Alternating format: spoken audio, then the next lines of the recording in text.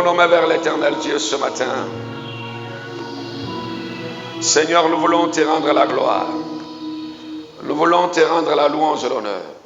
Nous te célébrons pour la vie. Béni sois-tu notre Dieu pour ta bonté, Seigneur. Merci pour ta parole, pour ton esprit qui va nous parler ce matin. Jésus, tu es notre Dieu. Reçois la gloire, reçois la louange et l'honneur, Saint-Esprit, parce que tu n'as point changé. Merci Jésus, parce que ton règne va s'élever encore ce matin pour glorifier ton nom, Jésus. Merci pour tes enfants qui sont venus dans ta maison. Seigneur, tu vas nous parler. Tu vas, Seigneur, nous visiter et tu vas nous faire du bien pour la seule gloire de ton nom, Saint-Esprit. Prends le contrôle de toutes choses, Esprit de Dieu. Viens nous assister ce matin. Seigneur, nous avons besoin de toi. Et viens glorifier le nom de Jésus. Béni sois-tu, Jésus. Au nom de Jésus-Christ, nous avons ainsi prié et nous disons Amen. Est-ce qu'on peut acclamer le Seigneur? Acclame la bonté de Dieu. Nous t'acclamons, Jésus. Nous te célébrons parce que tu es le roi. Merci, Jésus. Ton nom est glorieux, éternel. Ton nom est Emmanuel, Dieu est avec nous. Poussons des cris vers le roi Jésus. Alléluia. Gloire à toi, Seigneur. Merci, Seigneur. Au nom de Jésus. Amen. Vous pouvez vous asseoir dans le nom de Jésus. Nous sommes dans notre livre de l'évangéliste selon Luc, chapitre 1er. Luc, chapitre 1er. Nous avons le verset 26 au verset 37.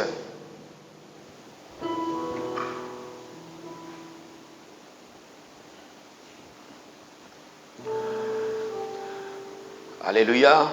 Amen. Luc chapitre 1, verset 26 au verset 37. C'est là où nous allons nous situer ce matin.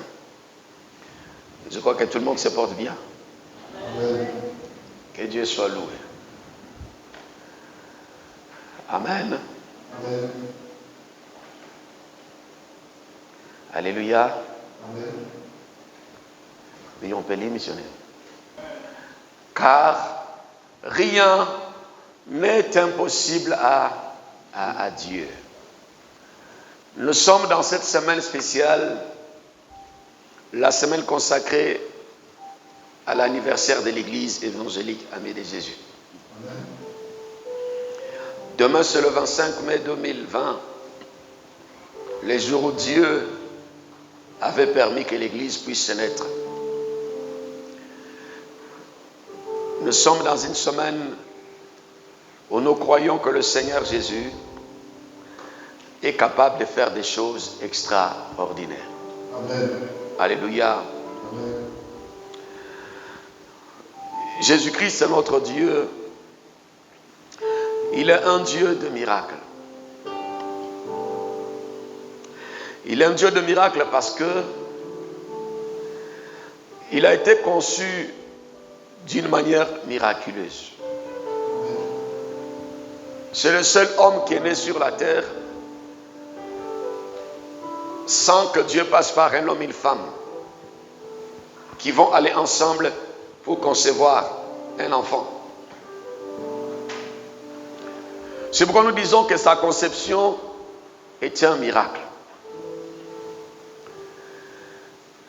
Il est né d'une manière miraculeuse.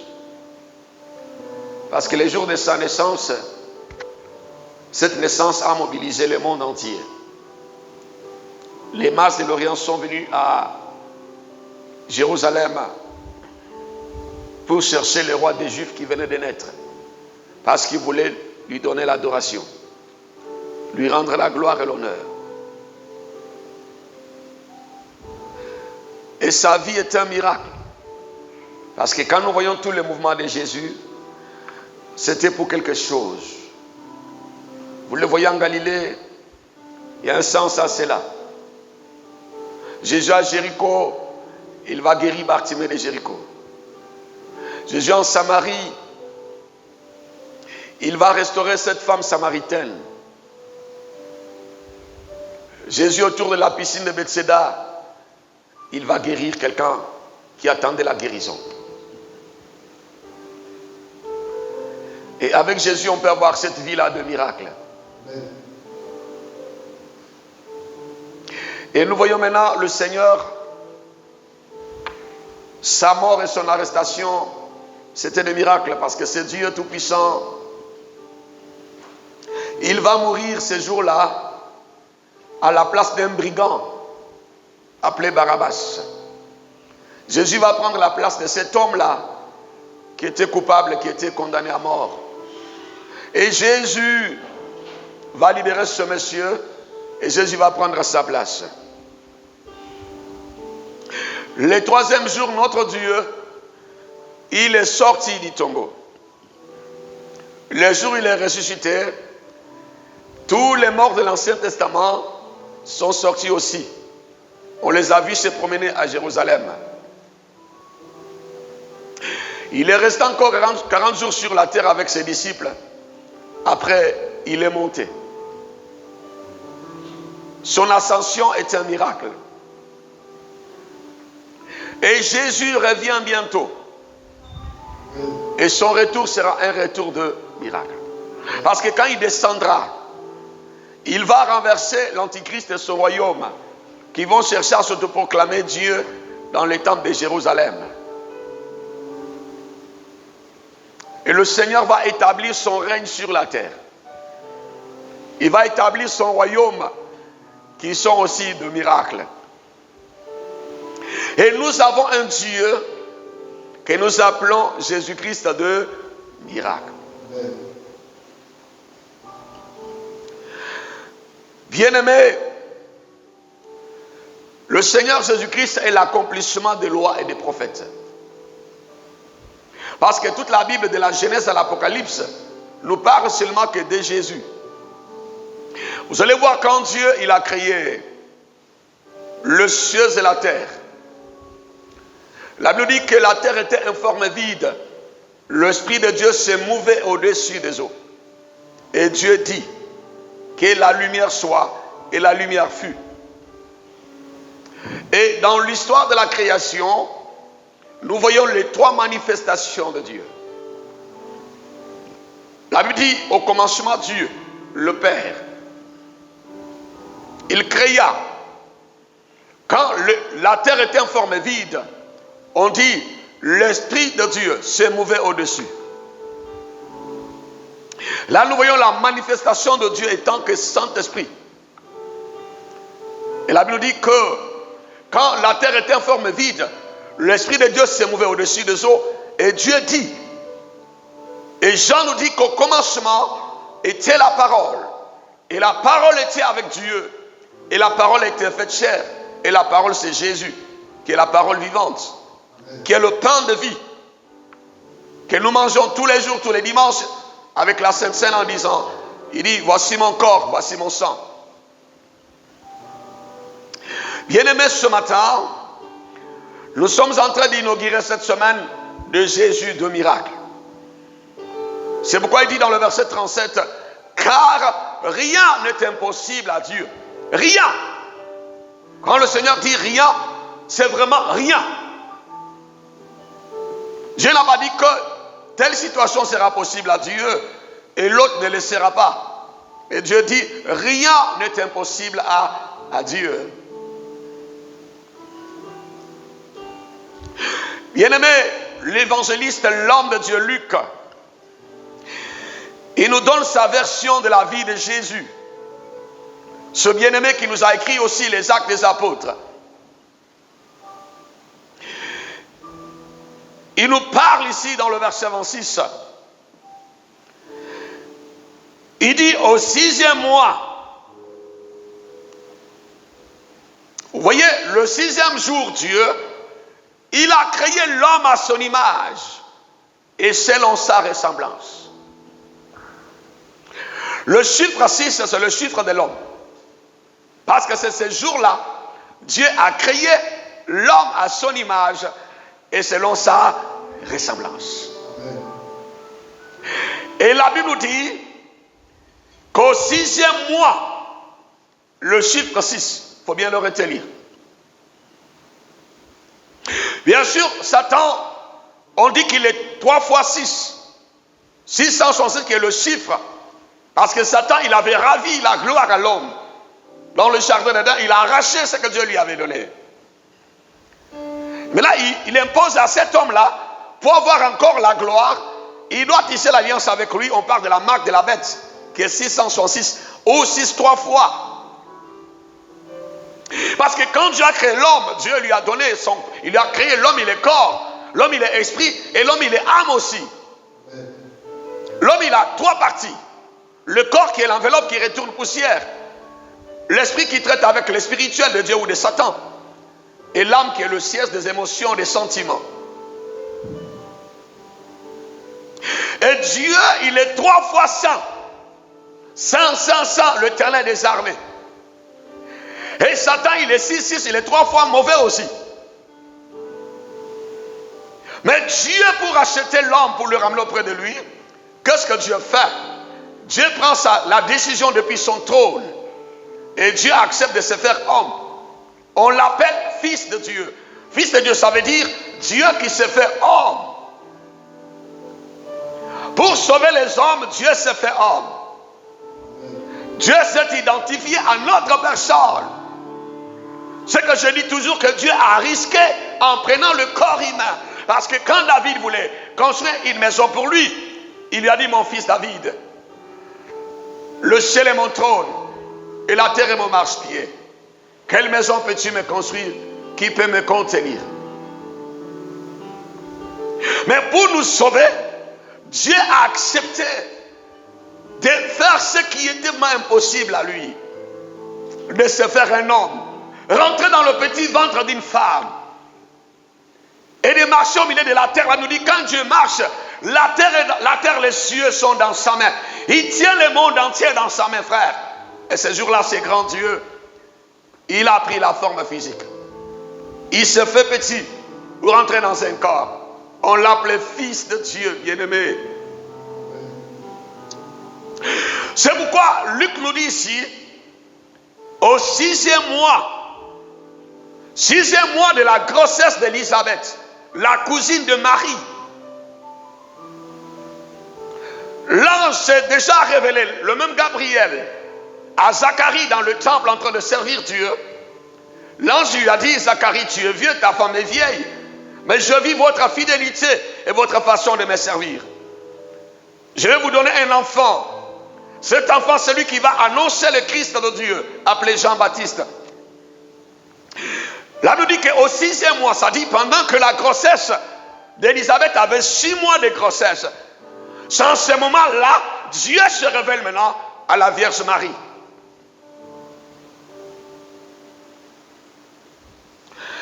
Au 6e mois de la grossesse d'Élisabeth, l'ange Gabriel fut envoyé par Dieu.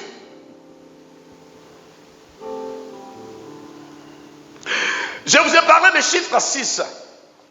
Le 6e jour, Dieu créa l'homme à son image et selon sa ressemblance. Au 6e mois aussi, Dieu envoie son ange pour que cet homme qui était créé le 6e jour, qui a failli devant le Seigneur, qui s'est expulsé lui-même du jardin d'Éden à cause de son péché, puisse encore retourner auprès de Dieu. Le 6e jour, Dieu nous a créés. Satan, il est venu, il a détruit ce que Dieu nous avait donné. Au 6e mois aussi, Dieu, regarde le chiffre 6, Dieu s'est rappelé de l'homme, de ce qu'il avait fait. Vous savez, quand Dieu nous a créés, il a pris une masse, il a pris la terre, il a fait la forme que nous avons aujourd'hui.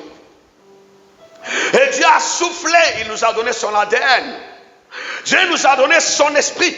Bien-aimés, nous ressemblons à Dieu parce que nous avons l'esprit de Dieu.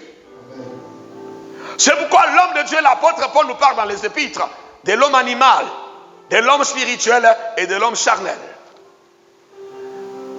Quand quelqu'un n'a plus l'esprit de Dieu, on l'appelle l'homme animal parce que lui, il n'a plus l'image et la ressemblance à Dieu, bien-aimé. Et Dieu s'est rappelé de ce 6e jour. Vous savez, quand Dieu a fini de créer l'homme à son image, Dieu a dit, tout était très bon. L'homme était l'achèvement de tout le travail de Dieu de 6 jours. L'homme était l'accomplissement. Parce que Dieu a commencé à se retrouver dans la vie de l'homme. C'est pourquoi Lucifer est venu faire la guerre à l'homme.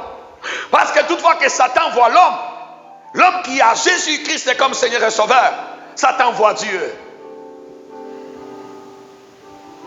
Et par Jésus, nous retrouvons encore l'image qu'on avait perdue dans le jardin d'Éden. C'est pourquoi le jour où tu as reçu Jésus comme Seigneur et Sauveur, depuis ce jour-là, la guerre a commencé. Et Satan s'est levé contre toi. Ce que Satan combat dans la vie de l'homme, ce n'est pas notre beauté physique ou les choses périssables que nous appelons le matériel ou l'argent ou la richesse. Ce qui énerve Satan, c'est quand il voit Dieu en toi. L'image et la ressemblance à Dieu, bien-aimé. C'est pourquoi Satan, il peut attaquer ton travail. Il peut combattre ton foyer. Il peut combattre ta maison dans le but seulement de renier Dieu. Dans le but que tu rejettes le Seigneur.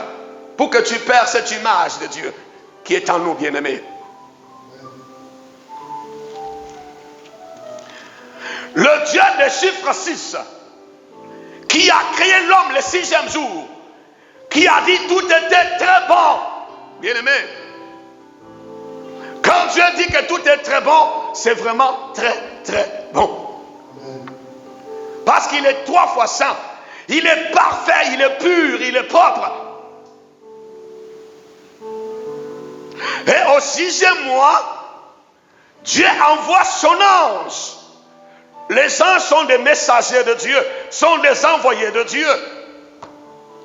Dieu, il envoie Gabriel, cet archange messager. Elle nous donne la précision. Fille envoyée par Dieu. Je crois que cette semaine, Dieu, il va envoyer son ange pour visiter quelqu'un. Dieu va envoyer les anges qui sont venus nous révéler l'église amie de Jésus pour rendre visite à quelqu'un qui lui amène bien ce matin. Vous savez que le miracle est l'imposition du surnaturel dans le monde naturel. Le miracle est la manifestation du spirituel dans le monde physique. Le miracle est la façon de voir le Dieu. Le miracle est ce que la raison humaine ne peut pas nous expliquer. Parce que le miracle est au-delà de la science. Comment Jésus, il a pu marcher sur les eaux de la mer, bien-aimé. La loi de la pesanteur était où? Quand Jésus marchait sur les eaux. Comment Jésus a pu ressusciter Lazare? Les 4 jours après, il sentait mauvais. Où est la loi de la mort? La loi de la mort était où? Parce que quand la Bible nous dit qu'il sentait mauvais, ça veut dire ses cellules étaient déjà mortes plutôt. Son cerveau était mort, bien-aimé. Ses yeux étaient en train de pourrir. Tout était en décomposition. C'est pourquoi ils ont dit qu'il sent déjà mauvais. Je dis à quelqu'un ce matin, même si tu sens mauvais sur le plan financier, tu sens mauvais sur le plan matériel, il y a un Dieu capable de ressusciter ta vie. Quelqu'un me dit amen bien ce matin, église. La Bible me dit ce matin, bien-aimé, que Dieu, il envoie son ange auprès d'une femme appelée vierge. La femme qui est l'image de l'église. La femme qui est l'épouse de Jésus. Alléluia. Alléluia. La Bible dit, Dieu il envoie son ange pour faire du mal à la terre, pour détruire nos vies, Satan, il envoie les démons. Quand les démons d'échec viennent s'asseoir dans la vie de quelqu'un, malgré tes efforts, l'échec sera ton partage. Quand l'esprit de pauvreté vient s'asseoir dans la vie de quelqu'un, malgré tout ce que tu feras, la pauvreté sera ton partage, parce qu'il y a un démon qui est là, qui a une mission de te connecter seulement qu'à la pauvreté, de te connecter seulement qu'à l'échec, qu'à non accomplissement. Parce que le démon, quand il arrive, là nous dit ce qu'on appelle la possession dans les combats spirituels. L'esprit impur permet que tu sois dominé par les projets de Satan. On appelle ça la possession. C'est-à-dire on appartient à un possesseur.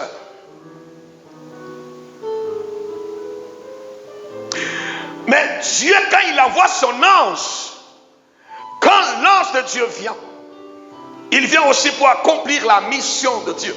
C'est ce que Jean chapitre 10, verset 10 nous dit, que le voleur vient pour dérober, pour égorger et détruire.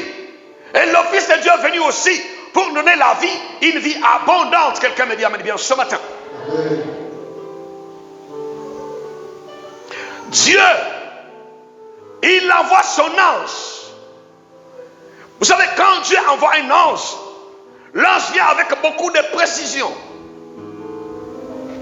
Quand Satan aussi envoie un démon, le démon vient aussi avec la précision. Quand c'est un démon d'échec, il est venu seulement pour l'échec. Quand c'est un démon de blocage, il vient pour tout bloquer, parce que les démons sont des spécialistes. C'est comme les anges. Quand les anges viennent aussi, ils sont aussi des spécialistes. Vous allez voir que, même au temps de Daniel, on a vu cet archange Gabriel que Dieu a envoyé pour donner l'exaucement à Daniel. Bien sûr, il a été bloqué par la principauté de Perse. Et Dieu a envoyé l'archange Michael, qui est le guerrier, pour dédouaner, pour libérer Gabriel. Parce que Gabriel n'est pas l'archange des combats spirituels. Lui, il est l'archange de message. C'est pourquoi je veux dire à quelqu'un ce matin que les anges sont des spécialistes. Les démons aussi sont des spécialistes. Dieu, il est un spécialiste dans le bien. Satan aussi, il est un spécialiste dans le mal. Partout Satan arrive, il va conjuguer ces trois verbes. Il va égorger, il va détruire, il va voler. Et partout où Dieu arrive aussi, il donne la vie abondante. Quelqu'un me dit amen bien. Bien aimé, notre vie dépendra de celui qui vient en nous. Notre avenir dépend de celui qui est en train de venir, de celui que nous appelons dans notre vie. On peut l'appeler par notre comportement, on peut l'appeler par notre vie, on peut l'appeler par nos pensées. Ce que tu seras demain dépend de la personne que tu appelles. Si tes pensées sont connectées au monde des ténèbres, voyez que c'est les ténèbres qui seront ton partage. Mais si ton imagination et ta vie sont connectées à la source de Dieu qui est Jésus, parce qu'il dit, je suis le chemin, je suis la vérité et je suis la vie. Dieu envoie. Pourquoi Dieu a-t-il envoyé l'archange Michael et Gabriel plutôt? Dieu a envoyé Gabriel parce que Satan avait déjà envoyé ses esprits de destruction contre l'humanité. Satan était venu dans le jardin d'Éden. Il a détruit le travail de 6 jours de Dieu. Maintenant, Dieu envoie son Fils dans le but de restaurer tous les travaux de 6 jours de Dieu. Bien-aimé, je dis à quelqu'un ce matin que pendant cette semaine, Dieu va envoyer son ange. Dieu va envoyer un message. Dieu va envoyer quelque chose. Dieu va envoyer une libération. Dieu va envoyer une restauration. Dieu va envoyer une guérison dans le nom de Jésus. Amen. Ce qui me plaît dans ce chapitre, la Bible me dit, au 6e mois, l'ange Gabriel fut envoyé par Dieu.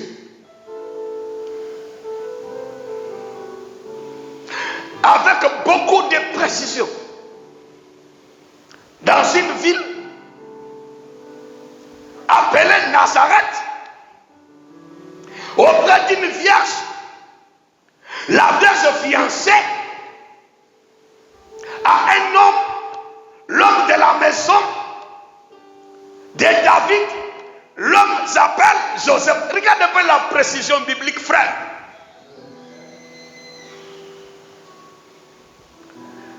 Quand tu reçois Jésus comme Seigneur et Sauveur,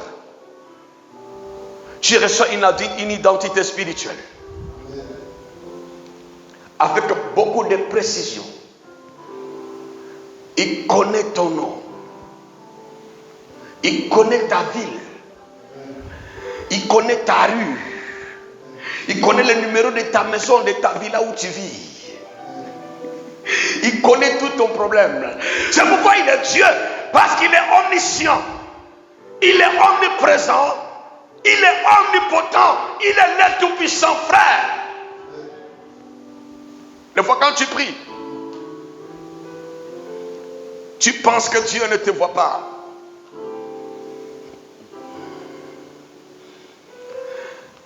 Mais dans ce chapitre 1er de Luc, la Bible nous dit que au 6e mois, l'ange, l'envoyé de Dieu, Gabriel, fut envoyé par Dieu dans une ville de Galilée appelée Nazareth, auprès d'une vierge.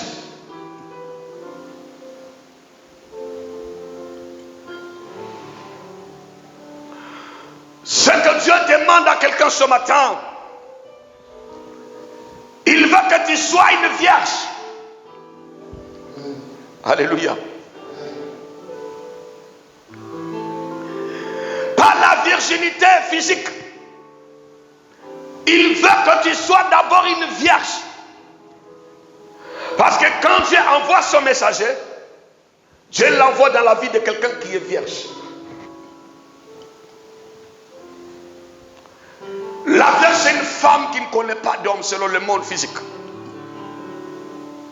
C'est pourquoi Marie a dit à l'ange que je ne connais pas quelqu'un. Je ne suis pas encore sorti avec quelqu'un. Je n'ai pas encore couché avec quelqu'un. Je peux dire que je ne connais pas d'homme. Je suis une vierge. Bien-aimé, Dieu veut que tu sois une vierge. Que tu sois quelqu'un qui ne connaît pas quelqu'un d'autre que Dieu. Si tu es un canari, tu as un fétiche, tu as la haine, tu as la colère, tu as le péché en toi, ça dit que tu connais encore Satan. Quand Marie dit que je ne connais personne, ça veut dire que je ne suis pas en alliance avec Satan. Je ne suis pas en alliance avec le péché. Je ne suis pas en alliance avec la haine. Je ne suis pas en alliance avec l'impudicité. Je ne suis plus en alliance avec la prostitution. Je suis une vierge. Bien-aimé,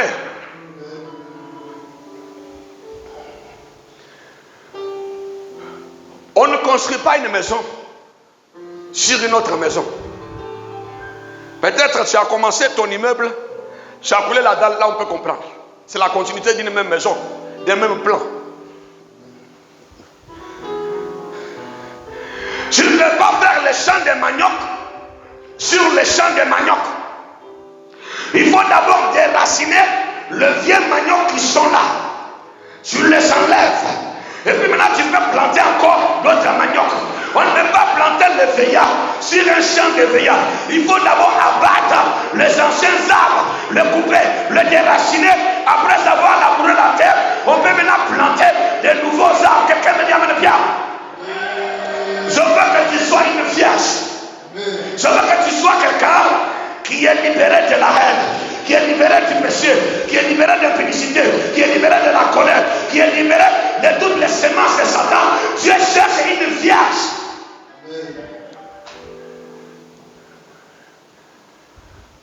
La Bible dit,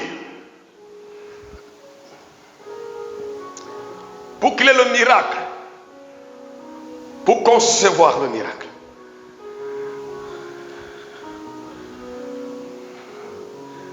pour que la terre puisse recevoir les semences.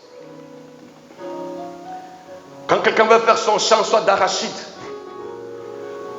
il a sa forêt. Le planteur, qu'est-ce qu'il va faire?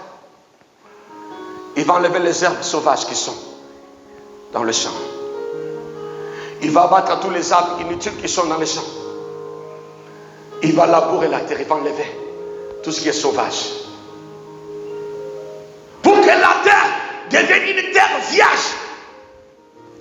C'est quand la terre est vierge, le semeur va venir maintenant pour trouver la bonne terre où il va mettre maintenant la sémence. Chrétiens, nous sommes dans la semaine de Jésus de miracle, où Dieu est en train de chercher une terre fertile, une terre capable de recevoir la sémence de Dieu, une terre capable de recevoir la vie de Dieu, une terre capable de recevoir la santé de Dieu, une terre capable de recevoir l'élévation de Dieu, une terre capable de recevoir. Alléluia. Il faut que tu sois une vierge. Pour concevoir le miracle, il faut que tu sois d'abord une vierge. Si tu as une terre qui a des arbres de plantes, des arbres sauvages, l'herbe sauvage est en train de pousser sur cette terre-là, Dieu ne pourra pas planter.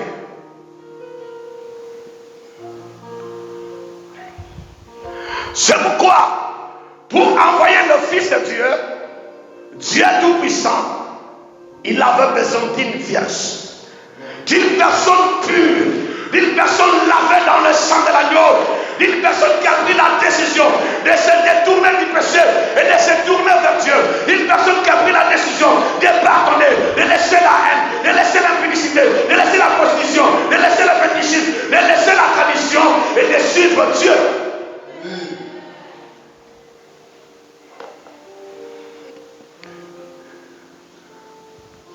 Jésus nous parlait de la parabole d'un semeur qui est sorti avec la sémence.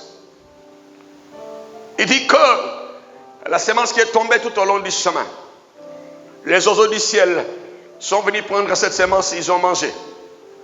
Et quand les oiseaux mangent une sémence, la sémence finit dans la poubelle. Parce que ça va devenir maintenant les excréments du poisson et des oiseaux. Il y a la sémence qui est tombée sur la terre rocailleuse. Il y avait des cailloux en bas. Les cailloux, c'est l'incrédulité. Il y a des gens qui veulent le miracle de Dieu, mais ils sont une semence, ils sont une terre rocailleuse.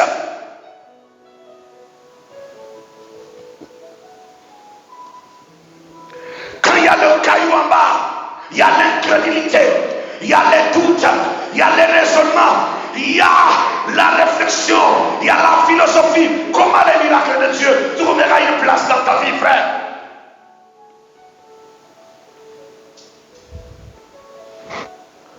Quand tu es aussi, comme tout au long de la rue, la sémence tombe tout au long de la rue. Ça veut dire que dans la vie de la personne qui ne prend rien au sérieux, il y a des gens comme ça dans la maison de Dieu. Ils ne prennent rien au sérieux. Quand on dit adore, lui il ouvre ses yeux, il n'adore pas. Prie, il ne prie pas. Mets-toi à genoux, il ne se met pas. Acclame Jésus, il n'acclame pas. Il est là, mais ses pensées sont quelque part. Lui, c'est comme quelqu'un qui est tout au long de la rue où la sémence vient, il est distrait. Les oiseaux du ciel les démons, les sorciers arrachent sa bénédiction. Le Seigneur dit encore, l'innocente semence est tombée au milieu des épines. Les épines sont des soucis.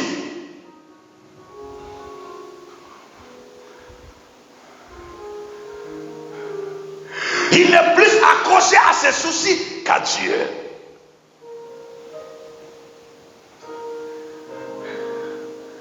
Depuis que tu es dans le pays des soucis, qu'est-ce que les soucis t'ont donné, frère? Sépare-toi de cette terre-là de Kim. Sépare-toi de la terre qui est tout au long de la rue. Sépare-toi de la terre rocailleuse. La Bible nous dit qu'il y a une partie de la semence qui est tombée dans la bonne terre. La bonne terre, c'est la femme vierge. La bonne terre, c'est l'église, l'épouse qui est pure, qui est préparée pour recevoir la semence de Dieu.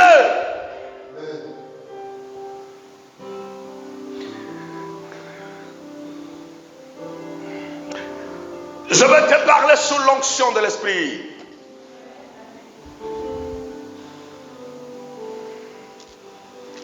Nous sommes dans Luc chapitre 1, verset 26 au verset 27.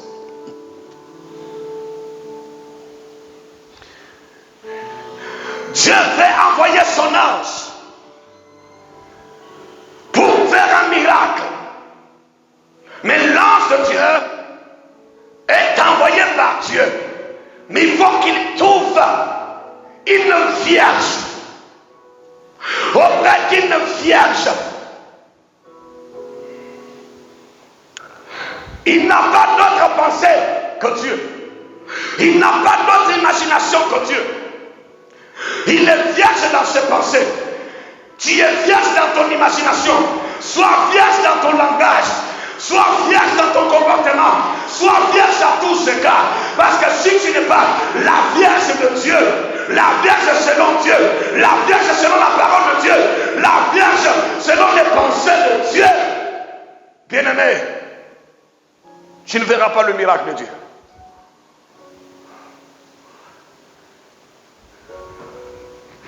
La Bible dit, Marie n'avait pas prié pour que Dieu envoie l'ange vers elle. Mais Marie était dans une disposition qui attirait l'ange. Dieu avait décidé selon son trône l'envoyer Gabriel sur la terre. Dieu cherchait une vierge.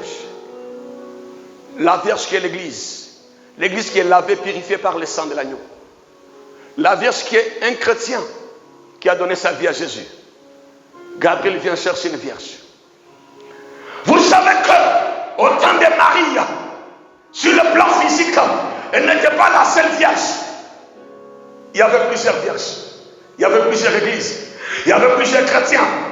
Mais elle était la vierge la plus disposée. Bien-aimé, cette semaine, sois la personne la plus disposée.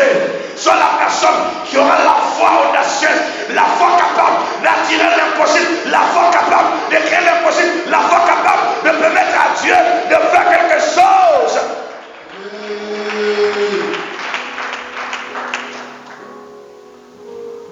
La Bible dit que quelqu'un devait concevoir un miracle. Dieu voulait que quelqu'un puisse concevoir un miracle. Et Dieu a regardé sur la terre. Dieu a trouvé une vierge. L'épouse, la femme, l'image de l'église, l'image du chrétien. Tu es l'épouse du Seigneur. Tu es la femme de Dieu. Toi qui as reçu Jésus, tu es l'épouse. La Bible nous dit que dans Matthieu chapitre 25, il y avait 10 vierges qui attendaient l'époux. il y avait 5 sages, il y avait 5 folles. Les sages, elles avaient de l'huile, et les folles, elles n'avaient plus d'huile. Soit quelqu'un qui est dans la maison de Dieu qui a de l'huile. Tout dépend de l'huile que tu as. Tout dépend de l'huile que tu as. Tout dépend de l'huile que tu as. Dis amen bien ce matin.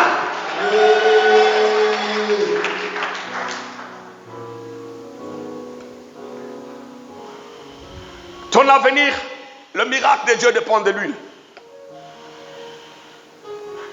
Parce que quand l'époux est arrivé, elles étaient toutes vierges. Mais parmi ces vierges-là, il y avait des folles. Vierges mais folles. Vierges mais sages. Elles étaient toutes dans une salle. Elles étaient toutes membres d'une église. Jésus voulait nous montrer que dans l'église, il y a des catégories. Il y en a qui ont donné leur vie à Jésus, mais qui ont gardé leur raisonnement. Au lieu d'être remplies d'huile, elles sont remplies de doutes. Elles sont remplies de critiques. Elles sont remplies de murmures. Elles sont remplies de raisonnements. Il y a aussi une autre catégorie. Elles ont choisi d'être remplies d'huile. L'huile, c'est la présence de Dieu. L'huile, c'est la parole de Dieu. L'huile, ce sont les choses de Dieu. L'huile, c'est voir comme Dieu voit. L'huile, c'est vivre comme Dieu veut. Voici l'huile. Et quand le pot est venu, bien-aimé, c'est la lumière qui a attiré le pot. Jésus dit que je suis la lumière du monde. La présence de Jésus en nous va attirer le miracle, va attirer la solution, va attirer l'exaucement, va attirer la délivrance exceptionnelle au nom de Jésus. Amen. La Bible dit, Dieu envoie son ange.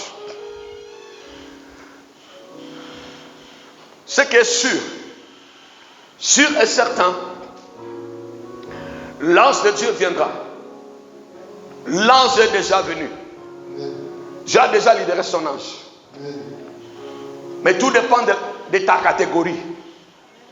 Es-tu dans la catégorie des sages ou es-tu dans la catégorie des folles? Es-tu dans la catégorie des vierges Marie ou es-tu dans la catégorie d'autres vierges? L'église est l'assemblée des vierges.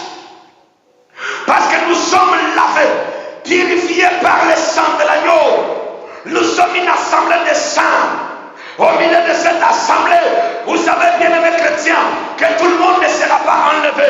Tous ceux-là qui viennent à l'église ne seront pas tous enlevés. Tous ceux-là qui prient Jésus ne seront pas tous enlevés. Il y aura des hommes qui seront enlevés. Il y aura des hommes qui ne seront pas enlevés. Tout dépend de lui.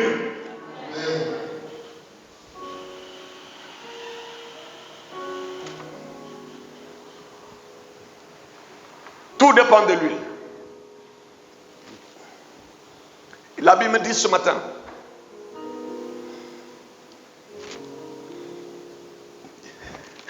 alléluia, Amen. Alléluia. Amen. Cette vierge était fiancée. Fiancée à un homme.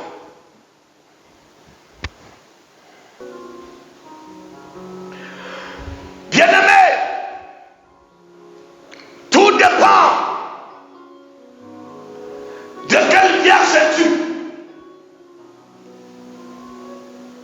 Cette vierge était fiancée à un homme.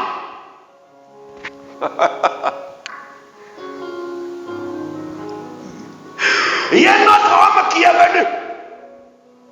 Qui t'emmène bien, je vais révéler la parole.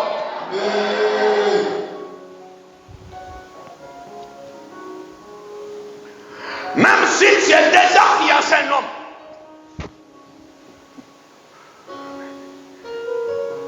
tu es fiancé à un roi, appelé le roi Joseph. Mais quand le roi des rois vient,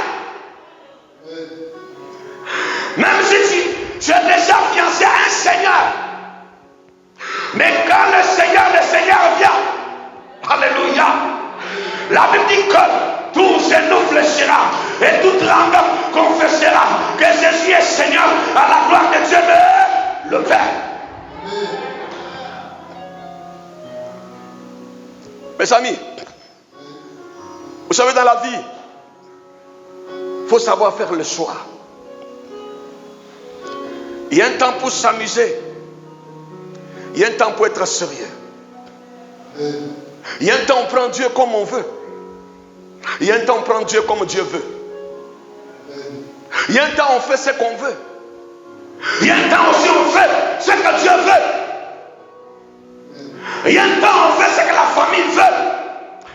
Il y a un temps où on dit non. Il y a une famille qui est au-dessus de ma famille, c'est la famille de Dieu. Il y a un temps où on fait la volonté de sa mère. Il y a un temps où on dit il y a une mère qui est au-dessus de ma mère, il s'appelle Dieu. Il y a un temps où on fait la volonté de son village. On arrive à une dimension du non. Il y a un village qui est au-dessus de mon village, c'est le village de Dieu. Qui vient même bien ce matin?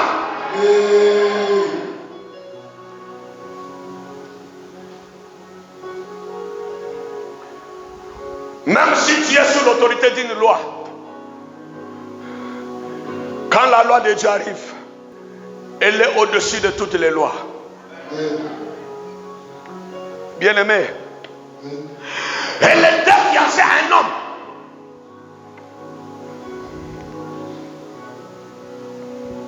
Être fiancée à quelqu'un ne te pousse pas à aller te déviager.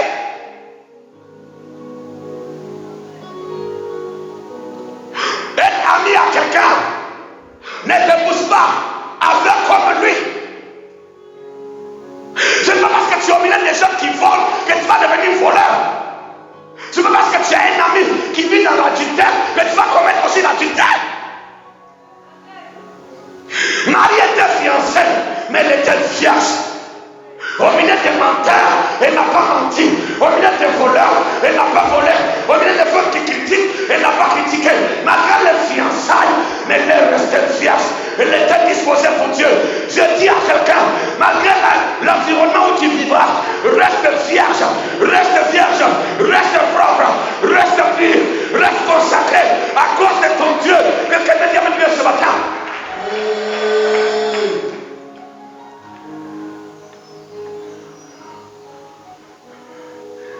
Elle était fiancée à un homme, mais elle était vierge. Qu'est-ce que tu diras à Dieu? Que toutes les filles de mon âge couchent avec les hommes sans être mariées. C'est pourquoi je couche aussi avec les hommes. Qu'est-ce que tu diras à Dieu? Que tous les garçons de mon âge avaient des petites copines. C'est pourquoi moi aussi. Qu'est-ce que tu diras à Dieu? Que toutes les femmes avec qui on travaillait trompaient leur mari. C'est pourquoi aussi j'ai trompé mon mari. Qu'est-ce que tu diras à Dieu, frère? Même si tu es fiancé, tu connais, tu es en relation, tu marches avec les gens, reste vierge. Dieu a regardé que elle était fiancée. Elle marchait avec Joseph, mais c'est pas sué.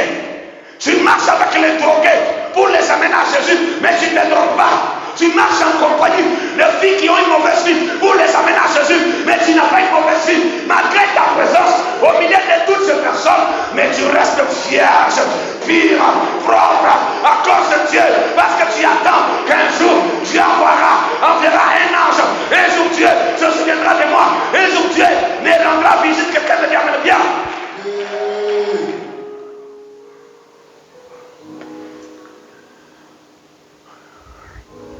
Ne sois pas comme tout le monde. Comme je l'ai dit ces derniers temps. Ne sois pas monsieur tout le monde. Ou madame tout le monde. Ne sois pas la soeur tout le monde. Ou le frère tout le monde. Sois comme Dieu. Je marche avec Joseph. Mais je suis vierge. Alléluia. Alléluia. Alléluia. marche avec Joseph, mais reste vierge. Amen. La Bible dit, mes amis, que notre sœur, Marie, l'épouse, l'image de l'église. C'est pas parce que tu es dans une église où tu as croisé de frères ou de sœurs qui ont duré dans cette église, qui sont rebelles, que tu vas devenir rebelle. Même si tu rencontres une sœur dans l'église, elle a duré dans cette église, mais ne respecte pas l'autorité et ne considère pas les hommes de Dieu. Elle parle mal aux gens, que toi tu vas commencer à parler comme elle. Non, non. Toi tu dois rester vierge. Voici ce que Dieu te demande. Pas parce que tu es un jeune, tu es au milieu des jeunes qui insultent leurs parents, que tu vas aussi insulter ton père et ta mère. Parce que tu es en compagnie d'une femme qui parle mal à son mari, que toi tu vas devenir comme ça. Tu as croisé un frère, même si ton père frappait ta mère. Mais nous avons un modèle qui est le Christ. Reste vierge, sans tache, devant le Seigneur. Bien-aimé, pour concevoir le miracle, Dieu cherche une vierge. Même si elle est fiancée, mais elle est vierge.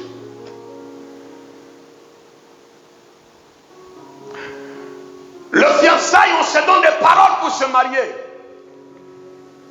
Le fiançailles n'est pas le mariage.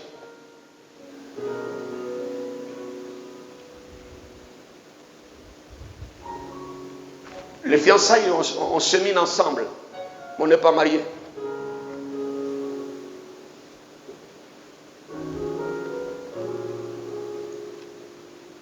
C'est comme vous allez voir que Joseph, quand il a appris que Marie est enceinte d'un autre monsieur que lui,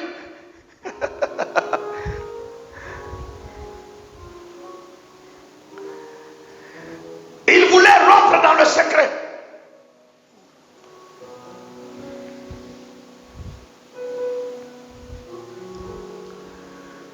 Il ne faut pas trop faire confiance aux hommes, ni reproduire les hommes. Parce qu'un jour, ces hommes-là peuvent réfléchir comment rompre dans le secret avec toi. Marie marchait avec Joseph, mais elle est accrochée à Dieu. Je peux la dire à l'ange, je suis la servante du Seigneur et non la servante de Joseph.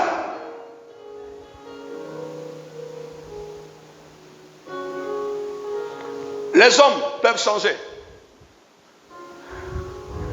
Parce qu'un jour, papa Joseph réfléchissait comment rompre dans le secret avec elle.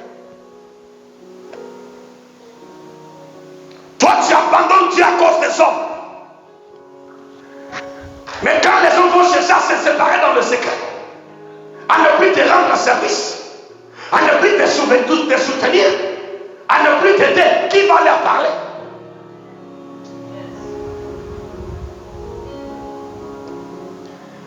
Elle était plus accrochée à Dieu qu'à son fiancé.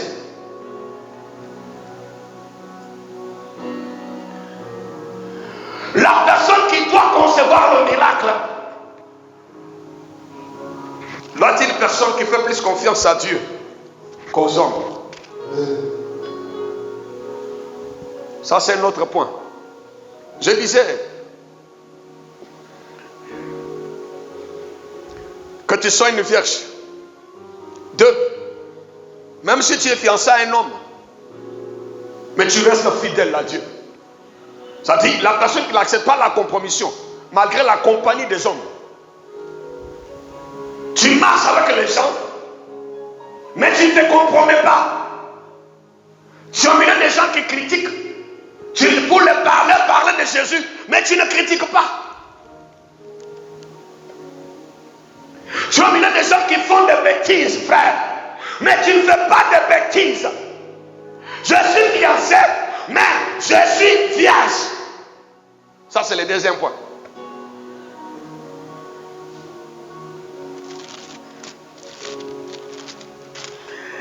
Alléluia. Alléluia. Alléluia.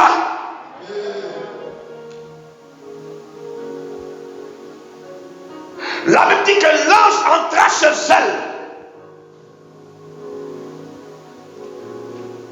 Je te salue. L'ange est entré dans la vie de Marie. Marie, la Vierge a ouvert la porte à l'ange, à l'envoyé de Dieu. Ouvre ta porte, la porte de ton cœur, au message de Dieu. Pour vivre le miracle, il faut que la porte de ta maison, la porte de ta vie, la porte de tes pensées, la porte de ton imagination, la porte de ton langage, toutes les portes de ta vie sont ouvertes au messager de Dieu. L'ange entra chez elle.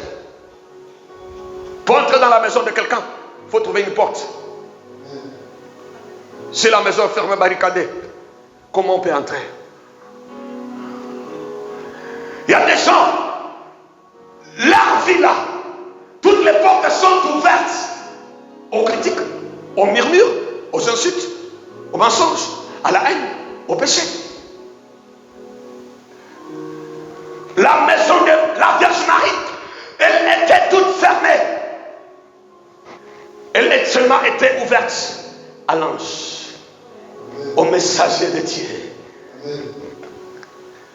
Quelqu'un peut me poser la question. Quand l'ange venait, Joseph était où? Même Joseph n'avait pas l'accès ce jour-là. Seulement le messager. Et le message de Dieu, le messager était porteur, le message de Dieu, parce que la Bible dit que c'est Dieu qui a envoyé son ange. Quand il envoie le messager, il lui donne un message.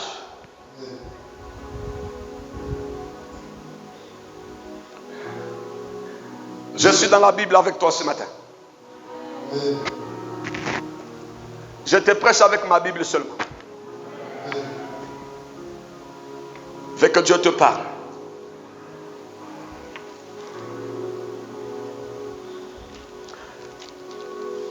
L'ange entra chez elle. Je veux que quelqu'un ce matin ouvre la porte de son cœur, qui dise à Dieu: Seigneur, j'ai besoin de toi. Je t'ouvre la porte de mon cœur, la porte de mes pensées, la porte de mon imagination, la porte de mon foyer. J'ai besoin de ton message.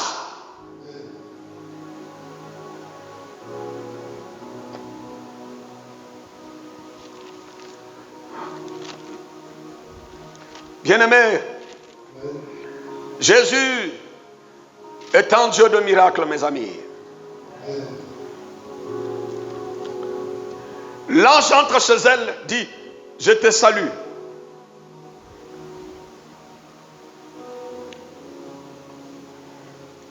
Toi à qui une grâce a été faite.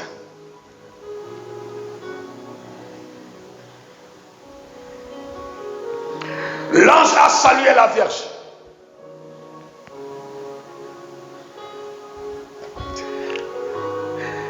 L'ange l'a salué pour dire: Dieu est content de toi. L'ange salue sa persévérance. L'ange a salué son amour pour Dieu. L'ange a salué sa consécration. Malgré elle était au milieu des gens qui commettaient le péché, mais elle était consacrée à Dieu. Malgré elle était fiancée à Joseph, elle est restée fidèle à Dieu. Elle est restée vierge. L'ange dit: bravo. Je veux que Dieu dise bravo à quelqu'un. Quand Dieu te regarde, est-ce que Dieu peut dire: voici mon fils bien-aimé, c'est ma fille? Mes amis, l'ange, dans la salutation, il y a le transfert. Dans la salutation, il y a la communication. Parce que quand Maman Marie est enceinte de Jésus, cousine Élisabeth, quand elle a salué Élisabeth, Jean-Baptiste dans le ventre d'Élisabeth a commencé à tressaillir de joie. Il était rempli de l'onction. L'enfant a bougé. Jean-Baptiste a reçu quelque chose. Le ventre faisait coucou, parce que l'onction était là. Frère, Dieu va saluer quelqu'un ce matin.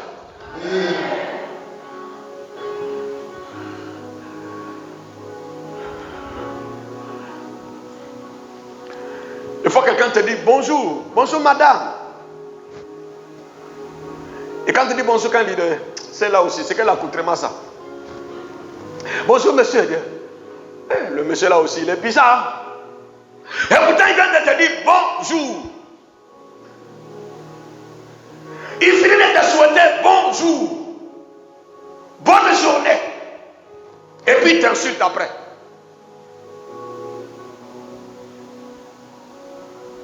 Bonjour madame.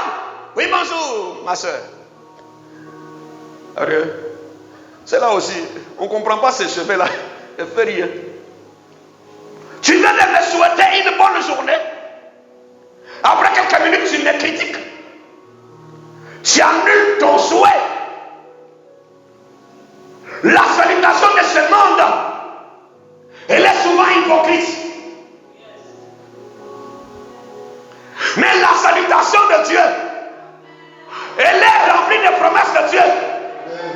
Dieu dit bonjour à quelqu'un ce matin. Dieu dit bonne journée à quelqu'un ce matin. Dieu dit bonne semaine à quelqu'un ce matin. Jésus te salue ce matin. Dieu salue quelqu'un ce matin. Viens, amène bien.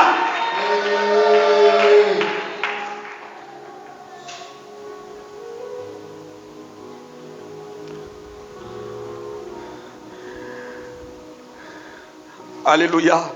Amen. Tu peux concevoir un miracle. Laisse la porte ouverte à Dieu.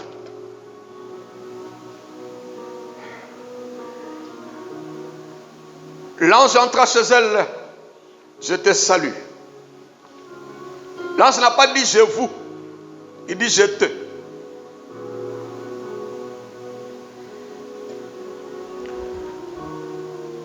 Marie était dans un quartier, dans une ville. La ville de Nazareth.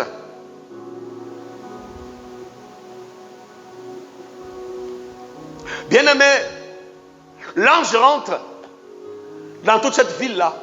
L'ange salue seulement quelqu'un. Je veux que dans cette assemblée ce matin, tu sois la personne que Dieu va saluer.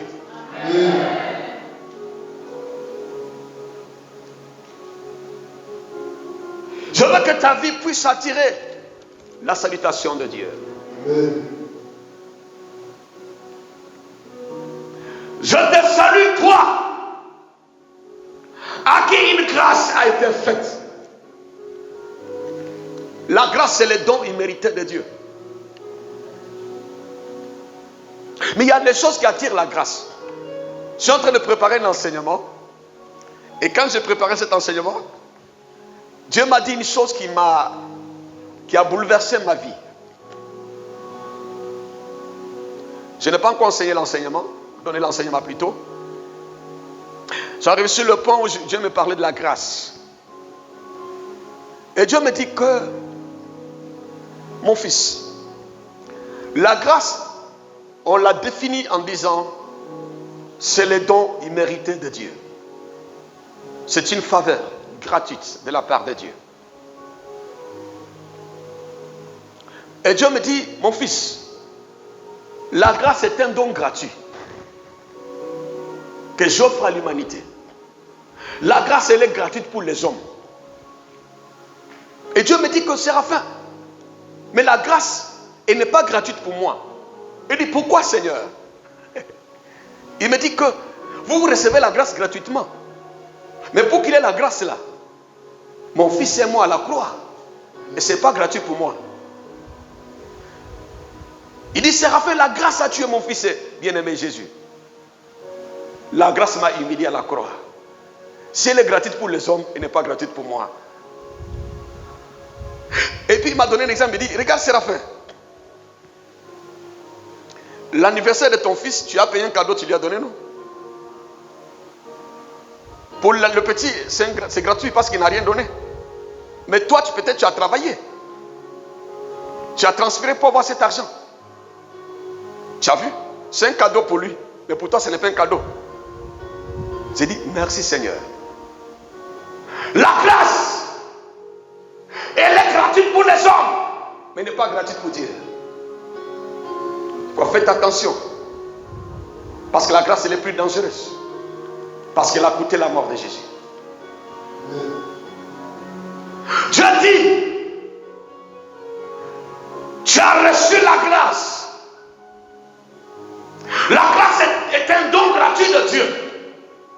Mais elle dépend de l'acceptation. Elle dépend de la disposition. Marie était dans une disposition pour bénéficier de la grâce.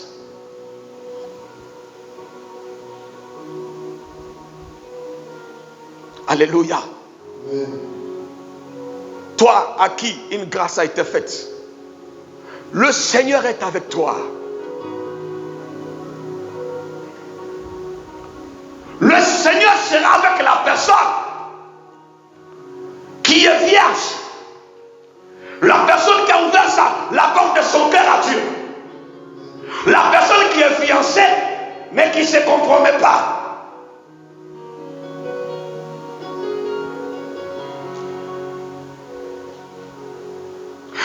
L'ange lui dit, le Seigneur est avec toi. Le Seigneur avec la personne qui fait les œuvres de Dieu. La personne qui marche selon la parole de Dieu. La personne qui fait la volonté de Dieu. L'ange a regardé et dit, Marie, le Seigneur est avec toi. Bien-aimé, ne sois pas quelqu'un qui dit que Dieu est avec nous. Tu dis ça de ta bouche, mais ton comportement n'est pas avec Dieu. Dieu sera avec toi quand ton langage est avec Dieu. Dieu sera avec toi quand ta manière de vivre est avec Dieu. Dieu sera avec toi quand ta vie est avec Dieu.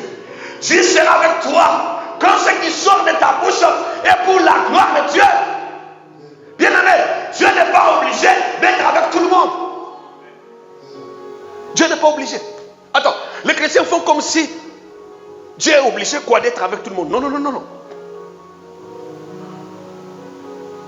Les gens font comme si Dieu est obligé d'aimer tout le monde. Non. Dieu aime ceux-là qui ont accepté Jésus. Ce sont les bien-aimés. Quand il dit bien-aimés là, sont ceux-là qui aiment Dieu, qui aiment sa parole, qui marchent selon la volonté de Dieu. Quand l'ange dit que le Seigneur est avec toi,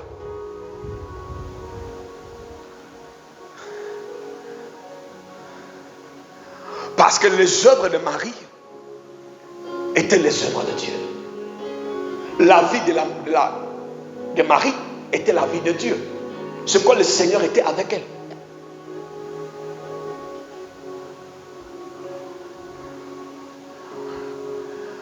Troublé par cette parole. Bien-aimé, pourquoi la Vierge Marie était troublée?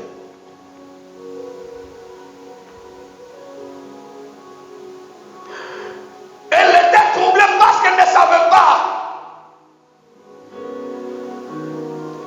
que tout ce qu'elle faisait pour Dieu, Dieu voyait.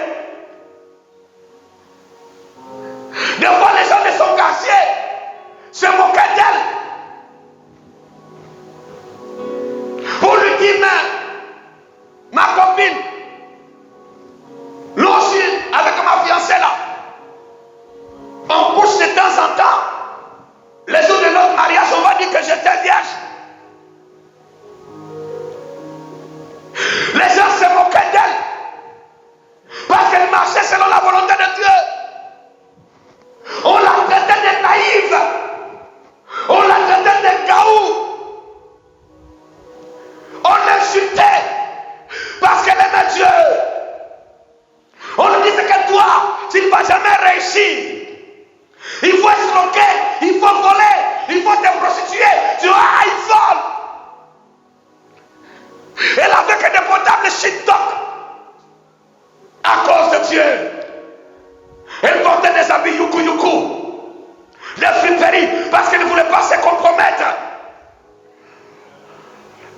se moquer. Ce que Marie était troublée. Bien-aimé, il ne faut jamais regretter ta vie de sanctification. Il ne faut jamais regretter le sacrifice que tu fais pour Dieu. Un jour, Dieu va te troubler. Tu seras troublé par la visitation de Dieu. Tu seras troublé par le miracle de Dieu. Tu seras troublé parce que Dieu se souviendra de tes sacrifices, frère. Elle était troublée. Troublée par la consolation de Dieu. Troublée parce que Dieu s'est souvenu d'elle. Troublée parce que elle était un sujet de moquerie. La Bible nous dit, troublée par cette parole, Marie se demandait ce que pouvait signifier une telle salutation. Elle était troublée parce que ce jour-là, ce n'était pas le roi Hérode qui était venu lui rendre visite. Ce n'était pas un ministre de ce monde. Ce n'était pas le maire de Nazareth ou le gouverneur de Galilée qui était venu. C'était le roi des rois. C'était le Seigneur des seigneurs. C'était le Dieu créateur. C'était le Dieu d'Abraham. C'était le Tout-Puissant qui était venu ce jour-là. C'est pourquoi elle était troublée.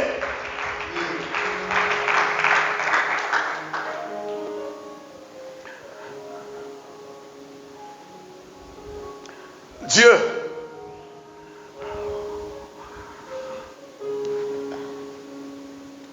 elle était troublée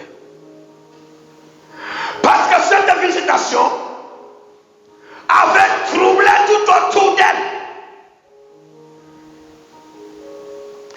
Cette visitation changeait son identité. Cette visitation changeait sa vie. Aujourd'hui, on parle de la Vierge Marie. Aujourd'hui, on prêche sur Maman Marie. Aujourd'hui, on prêche sur la sœur Marie. Parce qu'elle était disposée, frère. Reste disposé. Reste fidèle. Reste accroché à Dieu. Ne regrette pas ta vie que tu mènes pour le Seigneur. Ne regrette jamais les sacrifices que tu fais pour la gloire de Dieu.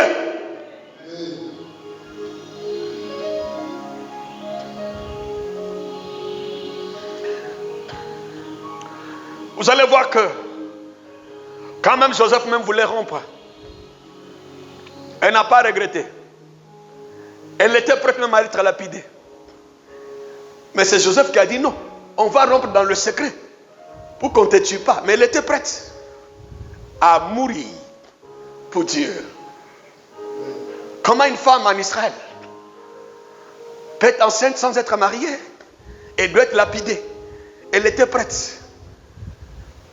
Pas seulement à être humiliée, prête à mourir pour la gloire de Dieu.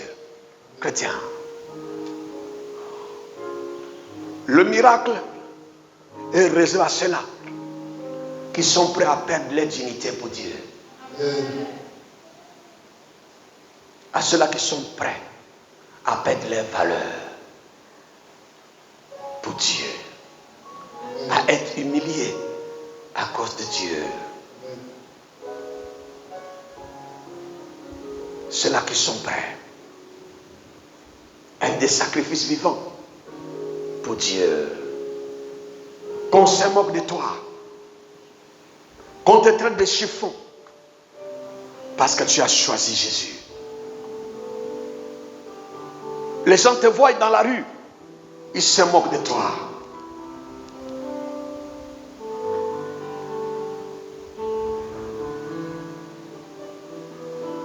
Alléluia.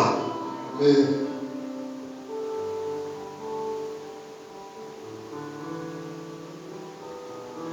Troublé par cette parole, Marie se demandait ce que pouvait signifier une telle salutation.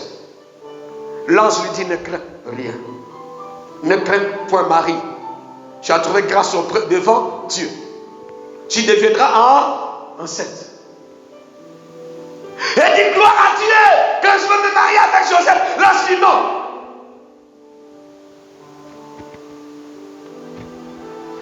Pas avec ton fiancé Joseph, mais tu seras enceinte. Quoi? Troublé pour la deuxième fois. Troublé parce que ce que les gens vont dire d'elle, ce qu'elle va devenir, connaissant bien la loi de Moïse. Troublé pour la troisième fois. Est-ce que tu as déjà été troublé à cause de Jésus? On t'a déjà troublé à cause de Jésus.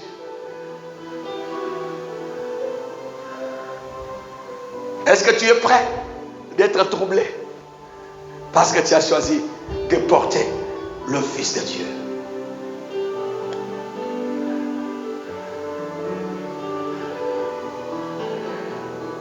Elle était prête de porter le Fils de Dieu que de porter le fils de Joseph.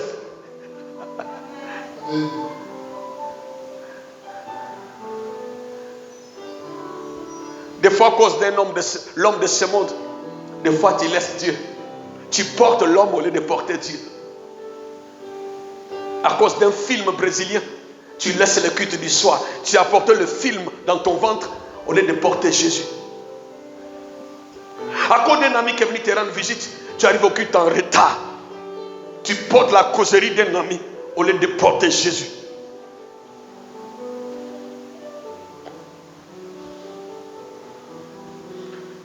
Soit que tu portes l'enfant de Joseph, soit que tu portes le Fils de Dieu.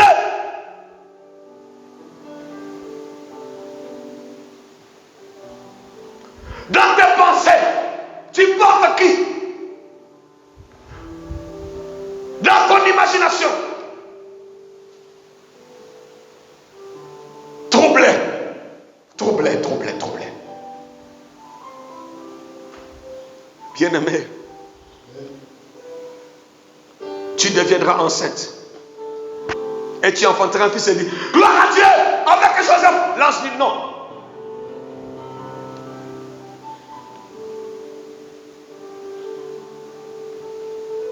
Ce que l'ange dit que tu lui donneras le nom de Jésus. Il dit non. Comment je vais donner le nom de Jésus? Pourquoi tu ne m'as pas dit Joseph Junior? Là, je dis non, Jésus, le Christos, le Messie promis, le Fils de Dieu. Bien-aimé,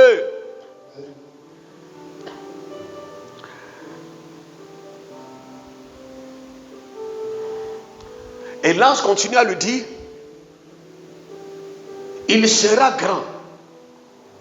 Attends. D'abord, il ne va pas naître. Parce que je serai lapidé. Il sera grand dans les séjours des morts, dans les cieux. Mais pas sur cette terre, parce que quand le ventre va sortir, ce n'est pas l'enfant de Joseph. On va me tuer. Et toi, tu parles de la grande. Frère, quand les gens pressent la Bible, là, rentre dans la peau de ce contexte. Rentre dans la peau de la loi. Une fille d'Israël qui est enceinte, sans être mariée, et tu me parles de la grandeur. Ça, ce n'est pas la grandeur, c'est l'humiliation, c'est la souffrance, c'est la mort, c'est la lapidation, ce n'est pas la grandeur. L'enfant sera grand. Bien-aimés, les voies de Dieu sont insondables. Dieu peut passer par une voie d'humiliation pour donner la gloire. Il faut être en esprit. Pour concevoir un miracle, il faut être disposé, sensible à l'esprit, voir les choses comme Dieu le voit. Dans les contextes ici, on ne peut pas parler de la grandeur. Si nous lisons l'Ancien Testament, il n'y a pas de grandeur dans la vie de Marie ici.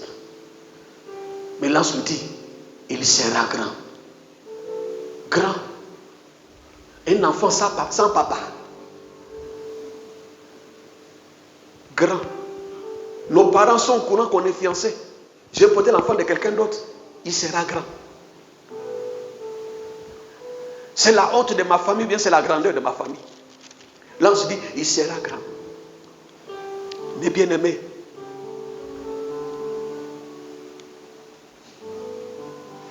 tu enfanteras un fils. Tu lui donneras le nom de Jésus, qui veut dire le Sauveur. Il sera grand. Et sera appelé fils du Très-Haut. Et le Seigneur Dieu lui donnera le trône de David, son père. Il régnera sur la maison de Jacob éternellement. Et son règne n'aura point de fin. L'ange a défini la grandeur. Bien-aimé, quand Dieu permet que tu puisses concevoir un mariage, que tu puisses concevoir une fécondité, que tu puisses concevoir un travail, quelque chose que Dieu lui-même est l'auteur et l'architecte, quelque chose que Dieu lui-même a construit dans la vie de quelqu'un, quand ça vient de Dieu, Dieu parle de la grandeur. Il dit, tu enfanteras un fils, tu lui donneras le nom de Jésus. Ce que tu vas concevoir là doit porter un nom. Pas le nom de ma mère, pas le nom de mon père, pas la force de mes amis, mais la force de Dieu. Le miracle, c'est l'œuvre de Dieu. C'est l'œuvre de Dieu, bien-aimé. C'est l'œuvre de Dieu, bien-aimé. Il sera appelé fils du Très-Haut. Quand Dieu fait pour lui, c'est très haut, au-dessus de tout. Il régnera sur le trône. Quand Dieu fait, il fait asseoir la bénédiction sur le trône. Et cette bénédiction va régner. Il régnera sur la maison de Jacob éternellement. Et son règne n'aura point de fin. Marie dit à l'ange, comment cela se fera-t-il, puisque je ne connais point d'homme. Et quand Dieu dit,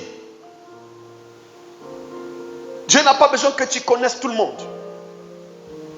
Pas des fois quand on dit, frère, Dieu va faire un miracle, il se pose, mais ça va passer par où? Le cousin qui est levé, on ne s'entend plus. Ça va passer par où? Ma cousine qui a une société, et dit, elle ne veut pas m'embaucher. Mais pasteur dit, je vais travailler comment? Comment cela se fera-t-il? Comment? Marie est rentrée dans le raisonnement naturel. Et tant que tout homme, elle dit, mais comment? Parce que tu dis, on est encore fiancé, on n'est pas encore marié. Et moi, je vais tomber enceinte. Et notre mariage, ce n'est pas aussi cette année. On n'a pas encore arrêté la date, mais je vais tomber enceinte avant la date même du mariage. Comment? Comment cela va se faire? Parce que pour tomber enceinte, il faut aller avec un homme. Mais moi, je vais tomber enceinte sans aller avec quelqu'un. Je peux dire que je ne connais point d'homme. Je suis vierge. Je n'ai pas un cousin élevé. Je n'ai pas un ami qui va m'aider. Qui va me sponsoriser? Comment je vais concevoir ce miracle? Qui sera mon parrain? Qui sera mon sponsor? Qui va m'aider? La médecine m'a dit que je ne peux plus concevoir. Je suis ménopausé. Mais comment je veux faire?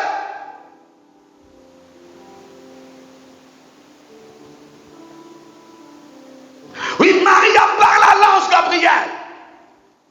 Marie a parlé à Dieu. Marie dit à l'ange, cela se fera-t-il, puisque je ne connais point d'homme? Bien-aimé, pour vivre les miracles de Dieu, on n'a pas besoin de connaître tout le monde. On a besoin de connaître un seul, qui s'appelle Jésus-Christ de Nazareth. Pour que notre vie change, on n'a pas besoin de connaître beaucoup de gens. On a besoin de connaître un seul que Joseph avait connu, le Dieu d'Abraham. Même dans un pays étranger, Dieu lui a donné la gloire. Un seul que Daniel avait connu, le Dieu Tout-Puissant. Même dans la fosse au lion, il était là. Un seul que Shadrach, Meshach, Abednego avait connu, le Dieu des grandeurs. Un seul.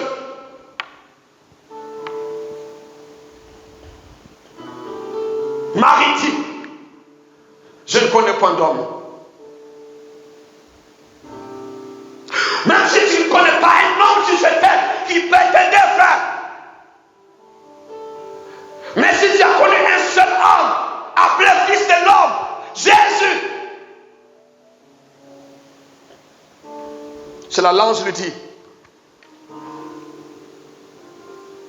L'ange répond à la question de Marie. Bien-aimé, si quelqu'un me pose la même question ce matin, pasteur, comment je vais rentrer dans mon miracle? J'ai qu'une seule réponse que l'ange Gabriel me donne ici. L'ange lui répondit, le Saint-Esprit. Le Saint-Esprit. Le Saint-Esprit. Le Saint-Esprit viendra sur toi. Et la puissance du Très-Haut te couvrira de son ombre. Dit l'Esprit viendra sur toi. Et quand l'Esprit vient sur quelqu'un, la puissance de l'Esprit dégage l'ombre. Partout tu vas passer. Comme Daniel, il y avait l'Esprit supérieur sur lui. Et l'ombre de l'Esprit était avec Daniel. L'ombre touchait jusqu'au dans le palais royal. Quand le roi voulait établir un premier ministre, et l'Esprit de Dieu, l'ombre qui était dans la zone, quand l'ombre, la Bible dit l'ombre là, l'Esprit sur quelqu'un, la personne dégage l'ombre. L'ombre peut aller à des kilomètres, parler à ta faveur. L'Esprit vient, l'Esprit dégage les rayons.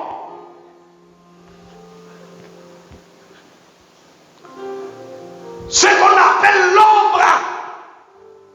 Vous savez, quand le soleil arrive à 18h, le soleil arrive même à 16h, 17h, quand tu t'arrêtes là, et le soleil frappe comme ça, toi tu peux peut-être, tu mesures 1m80, mais tu vas voir l'ombre de, c'est pas peut-être de 6 mètres, de 8 mètres.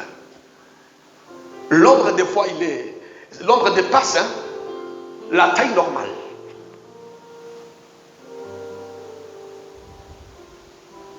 Et quand l'Esprit vient, l'ombre maintenant envahit la zone.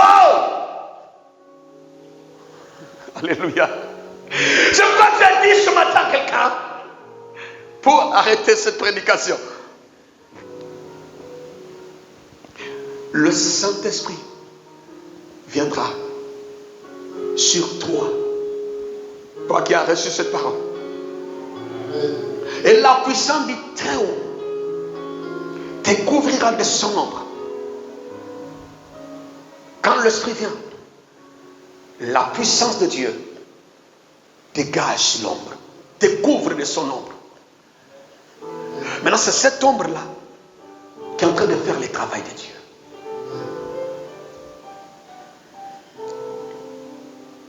C'est pourquoi maintenant le Saint-Enfant qui naîtra de toi sera appelé Fils de Dieu. Et Dieu commence à lui dire, Élisabeth même, ta cousine, a conçu, elle aussi, un fils en sa vieillesse. Celle qui était appelée quoi? Stérile. Élisabeth était appelée stérile. Elle ne peut pas donner naissance à un travail. On embauche tout le monde sauf elle. Elle ne peut pas donner succès dans les affaires. Tout était stérile. Elle ne pouvait pas émerger malgré l'émergence de la Côte d'Ivoire. Parce qu'elle était déclarée stérile. Tout ce que ses mains touchaient, rien ne marchait. Elle était tout le temps malade parce qu'elle était stérile sur le plan sanitaire. Mais la Bible dit, elle qui était déclarée. Qui a déclaré qu'Élisabeth était stérile? C'était la science.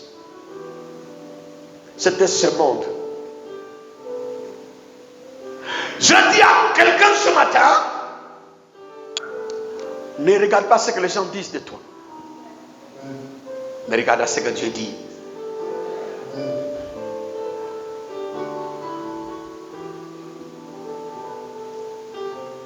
Quoi dire? J'élève mes yeux vers les montagnes, d'où me viendra le secours. Le secours me vient de l'Éternel, qui a fait les cieux et la terre. J'élève mes yeux vers les montagnes, d'où me viendra le secours. Le secours me vient de l'Éternel, qui a fait les cieux et la terre. Il dit, je lève mes yeux vers les montagnes. Pendant que les gens, leurs yeux sont sur le plan horizontal,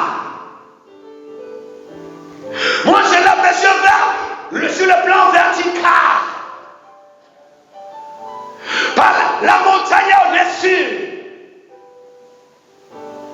Et il conduit les chars, il conduit les chevaux.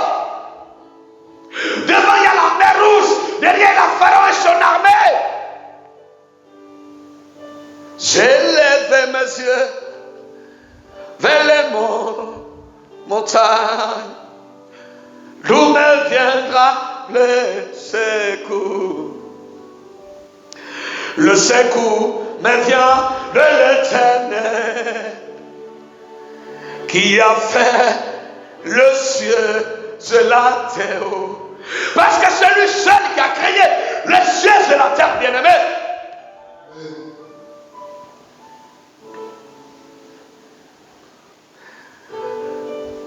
La Bible nous dit, si Élisabeth a conçu, toi aussi tu peux concevoir. S'il a guéri Bartimée, il peut te guérir aussi. S'il a marché sur les eaux, tu peux aussi marcher sur l'impossible.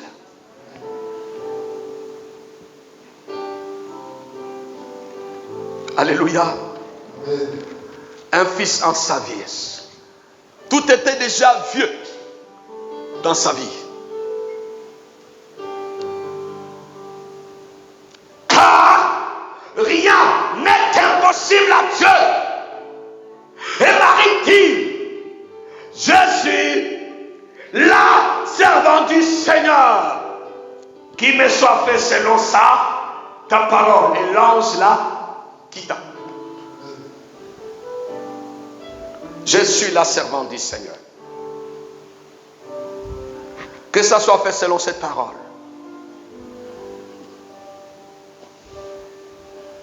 Est-ce qu'il y a quelqu'un qui peut se lever pour dire, je suis au service du Seigneur.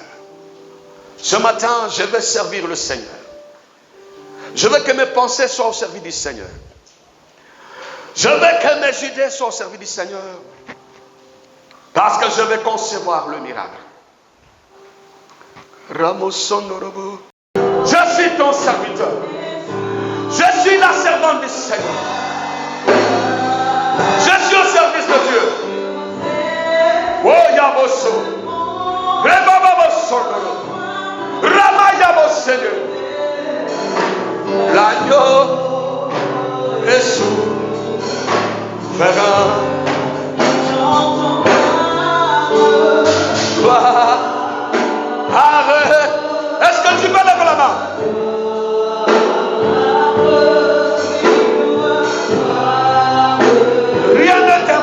à Dieu.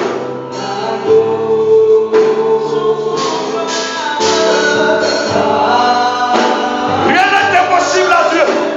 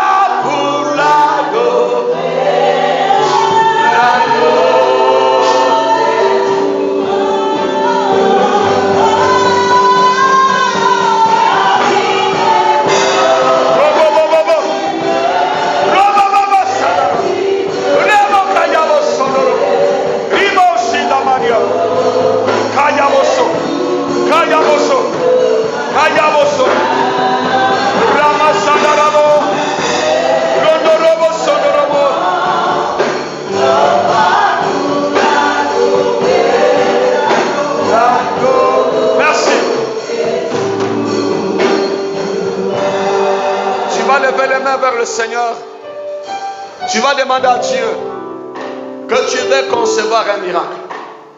Tu vas dire au Seigneur ce matin que toi tu veux concevoir un miracle. Tu veux concevoir un miracle. Tu veux concevoir ton élévation ce matin. Tu veux concevoir mon travail. Je veux concevoir ma fécondité. Je veux concevoir mes finances. Élève la voix. Dis à Dieu que tu veux concevoir. Élève la voix, prie le Seigneur.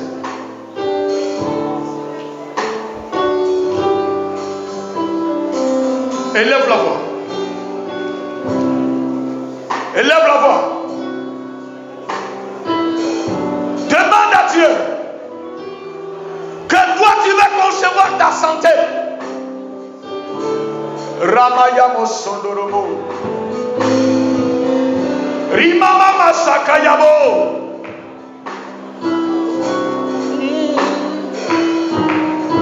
Parle à Dieu. Et souverain.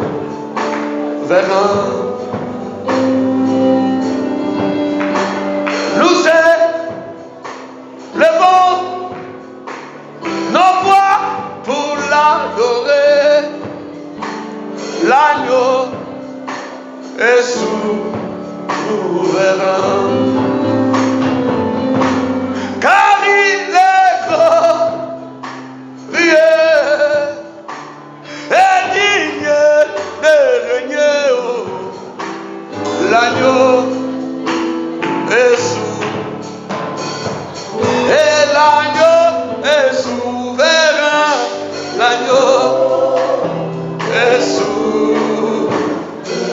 Notre Dieu est souverain. L'agneau est souverain. Jésus, le roi est souverain. Oh, l'agneau est souverain. Giovanni ici est souverain. Oh, l'agneau est souverain. Jehovah est souverain. Oh, l'agneau est souverain. Jehovah Shalom souverain. Oh, l'agneau est souverain. Le Dieu capable est souverain. Oh, l'agneau est souverain. L'Esprit de Dieu est souverain. Oh,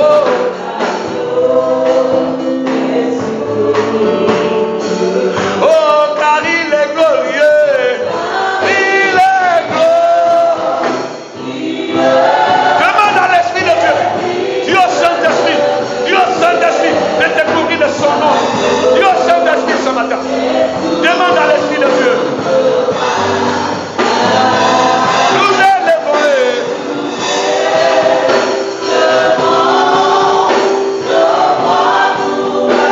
Oh, Maranatha, Maranatha.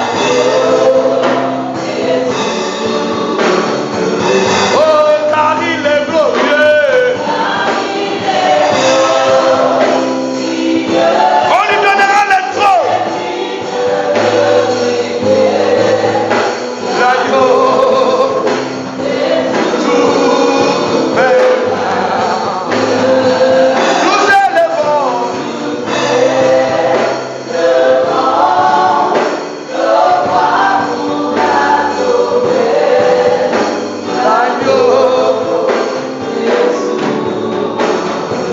Oh, car il est glorieux.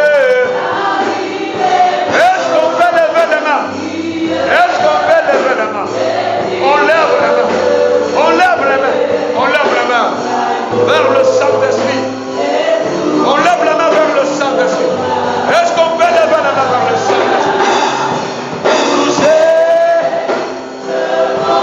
nos voix.